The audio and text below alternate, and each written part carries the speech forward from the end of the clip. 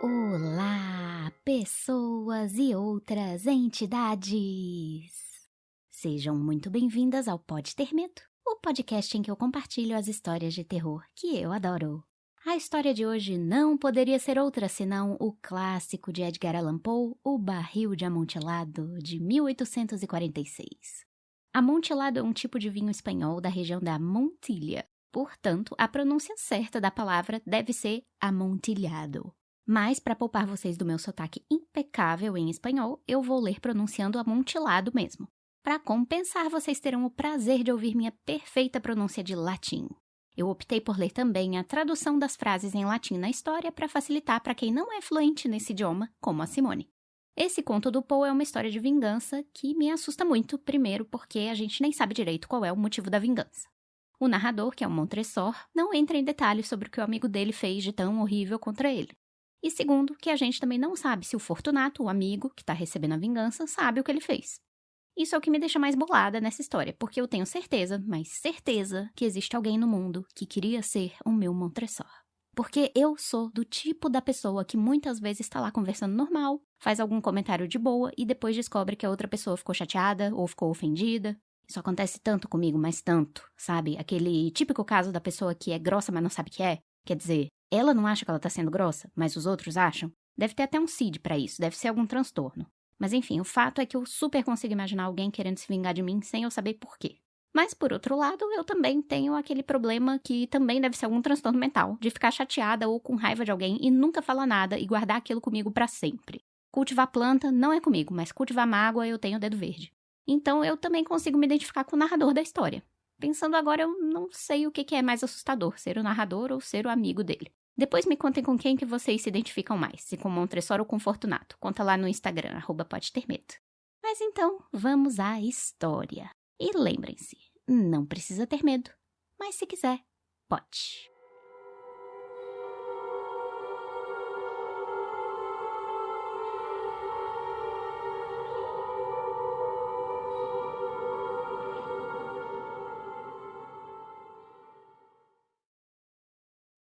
O Barril de Amontilado. Suportei o melhor que pude as incontáveis injúrias de Fortunato, mas quando ele se pôs a me insultar, jurei vingança. Você que tão bem conhece a natureza de minha alma, de certo não vai supor que anunciei a ameaça em voz alta. Haveria de me vingar um dia. Era uma decisão certa e definida, mas a própria certeza que a alicerçava excluía a hipótese de riscos. Não haveria apenas de puni-lo, mas iria puni-lo com impunidade. Um mal não pode ser reparado quando a revanche destrói o agente reparador. O mesmo ocorre quando o vingador fracassa em se apresentar como tal àquele que o maltratou. Quero deixar claro que nem por palavras ou atos dei motivos para Fortunato duvidar de minha boa vontade. Continuei, como de costume, a sorrir para ele, que jamais percebeu que agora eu sorria imaginando sua destruição. Ele tinha um ponto fraco, Fortunato, embora sob os demais aspectos fosse um homem a ser respeitado e até mesmo temido. Orgulhava-se por ser um connoisseur de vinhos. Poucos italianos possuem o espírito legítimo de um especialista. Na maioria das vezes, adotam um entusiasmo para atender às demandas de tempo ou de oportunidade a fim de tapear milionários britânicos e austríacos. Em matéria de pinturas e joias, Fortunato, assim como seus compatriotas, era um engodo. Mas, em se tratando de vinhos antigos, possuía um conhecimento autêntico. Nesse sentido, não éramos muito diferentes. Eu também era versado nas antigas safras italianas e as adquiria em generosa quantidade sempre que possível. Devia ser por volta do crepúsculo, em uma tarde de suprema loucura durante o carnaval, que encontrei meu amigo. Abordou-me com excessiva efusividade, pois já tinha bebido em demasia. Estava fantasiado de arlequim, usava um traje justo e listrado, e trazia em sua cabeça um chapéu cônico com guizos. Fiquei tão contente em vê-lo que pensei que nunca mais pararia de apertar sua mão. Meu caro Fortunato, que sorte encontrá-lo! E que aparência extraordinária tem hoje! Acontece que recebi um barril do que dizem ser amontilado, mas tenho lá minhas dúvidas. Falei. Como? Perguntou ele.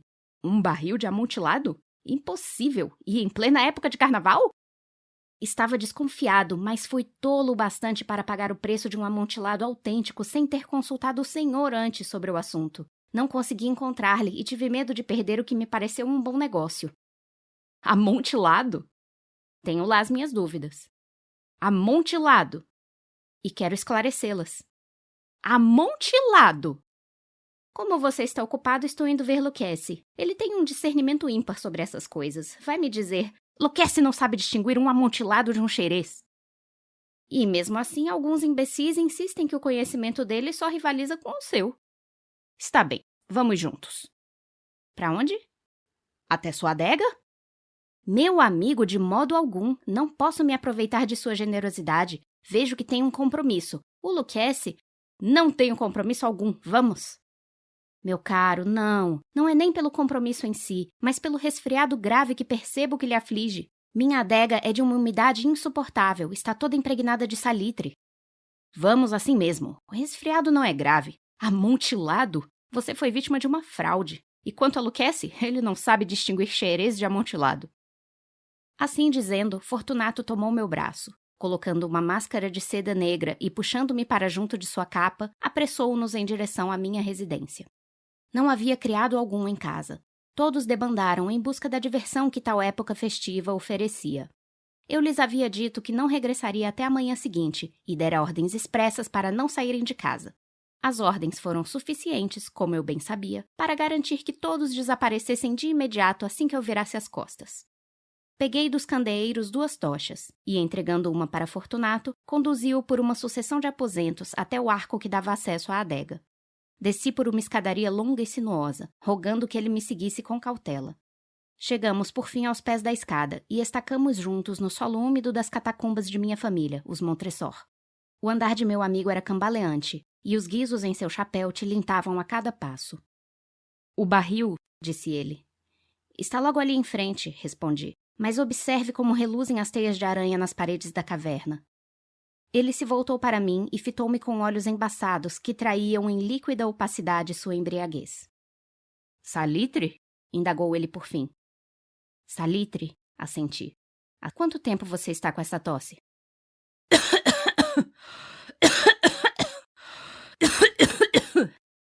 Meu pobre amigo não conseguiu me responder por vários minutos. Não é nada, falou enfim. Venha, disse eu decidido. Vamos voltar. Sua saúde é preciosa. Você é rico, respeitado, admirado, amado. Você é feliz como um dia já fui.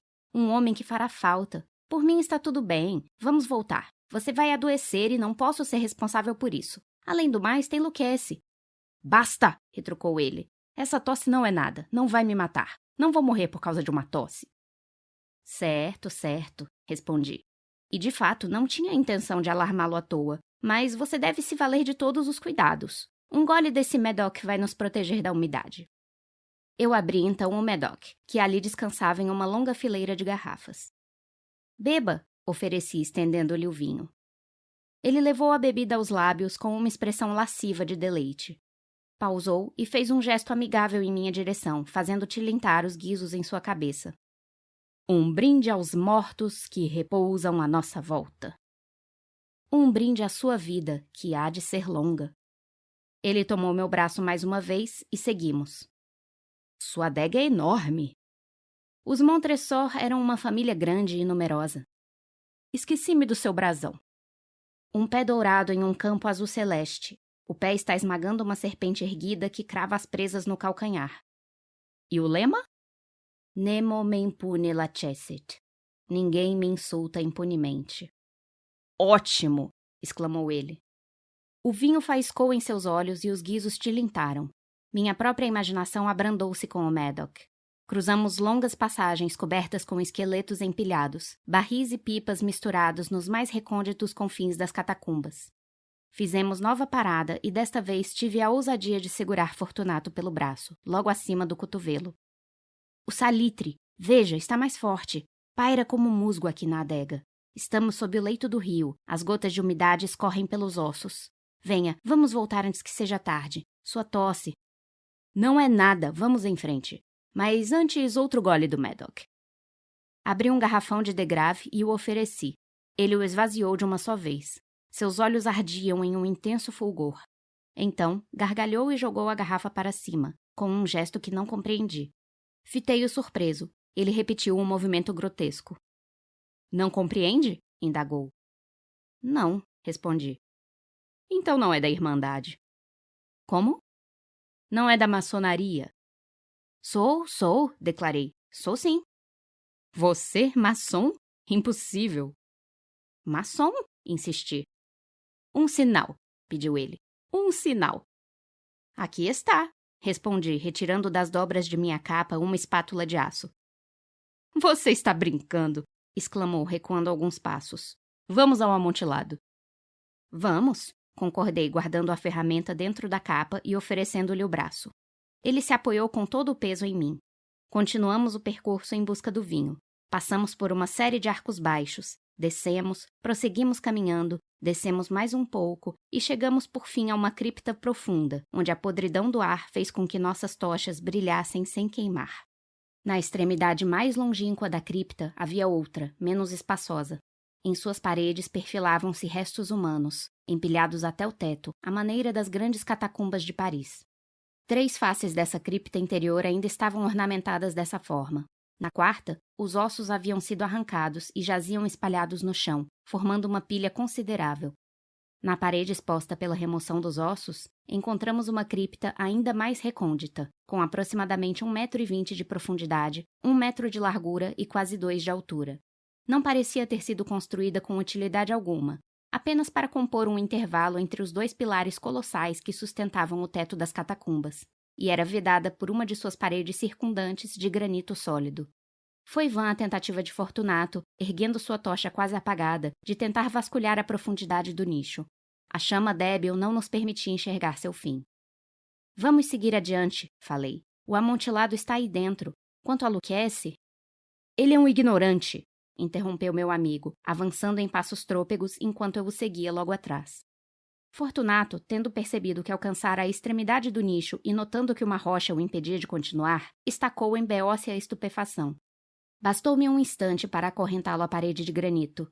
Em sua superfície havia 2 alças de ferro em posição horizontal, distantes aproximadamente 60 centímetros uma da outra.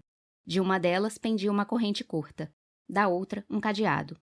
Em questão de segundos, passei a corrente pela cintura dele e prendi o cadeado. Ele ficou muito surpreso para resistir. Recolhendo a chave, saí do nicho. Passe a mão na parede, disse eu. É impossível não sentir o salitre. De fato, é muito úmido. Mais uma vez, suplico para que retorne. Não quer? Então devo deixá-lo. No entanto, antes, vou conceder-lhe todas as cortesias que estiverem ao meu alcance. O amontilado! Exclamou ele, que ainda não se recuperara de sua perplexidade. De fato, respondi. O amontilado. Com essas palavras, pus-me a revirar a pilha de ossos que mencionei há pouco. Deitando-as de lado, logo alcancei um suprimento de pedras e cimento. Com esses materiais e o auxílio da espátula, comecei a emparedar a entrada do nicho. Mal completara a primeira fileira de tijolos, quando descobri que a embriaguez de Fortunato havia em grande parte se dissipado. O primeiro indício foi um grito gutural e plangente, vindo das profundezas do nicho. Não! Era o choro do bêbado. Então fez-se um longo e obstinado silêncio. Assentei a segunda fileira, depois a terceira e a quarta. Foi então que ouvi as vibrações furiosas da corrente. O barulho prosseguiu por vários minutos, durante os quais interrompi a tarefa e sentei-me sobre os ossos a fim de ouvi-lo com mais satisfação. Quando o som por fim cessou, apanhei a espátula e terminei sem novas paradas a 5ª, a 6ª e a 7ª fileiras. A parede estava quase atingindo o nível de meu peito. Fiz mais uma pausa e, erguendo a tocha por cima da parede, lancei uma claridade precária na figura lá dentro enclausurada. Uma sucessão de gritos lancinantes, brotando de repente da garganta dele, pareceu empurrar-me com violência para trás. Por um momento hesitei, trêmulo. Desembainhando a espada, pus-me a desferir golpes a esmo no nicho, mas logo restabeleci a calma. Pousei a mão sobre o sólido material das catacumbas e me senti satisfeito. Aproximei-me da parede mais uma vez e respondi aos gritos que de lá provinham. Dupliquei-os em ecos, auxiliei-os e sobrepujei-os em volume e potência. Logo, o clamante ficou em silêncio. Já se aproximava da meia-noite e minha tarefa chegava ao fim. Completara a 8ª, a 9ª e a 10ª fileiras. Terminara uma parte da última, a 11ª. Faltava apenas uma única pedra a ser encaixada e cimentada. Custei a erguê-la por causa de seu peso. Ajustei-a parcialmente em sua posição. Então, uma gargalhada abafada, vinda de dentro do nicho, arrepiou-me dos pés à cabeça. Foi sucedida por uma voz de lamúria, que quase não pude reconhecer como sendo do nobre Fortunato. Ela disse: Uma ótima piada, de fato, uma excelente pilhéria.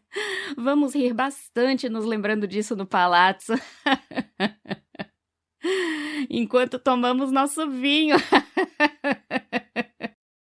O amontilado, exclamei. Sim, o amontilado. Mas não está ficando tarde? Será que não estão nos esperando, a senhora Fortunato e os demais? É melhor irmos embora. Sim, respondi. Vamos embora. Pelo amor de Deus, Montresor! Sim, repeti. Pelo amor de Deus! Esperei em vão que ele me respondesse. Impaciente, chamei. Fortunato? Nenhuma resposta. Voltei a chamá-lo. Fortunato! Silêncio. Empurrei minha tocha pela abertura restante e deixei-a cair lá dentro. O tilintar dos guizos foi a única resposta. Senti um aperto no peito, decerto causado pela umidade das catacumbas. Apressei-me para concluir a tarefa. Empurrei a derradeira pedra na posição definitiva e a cobri com cimento.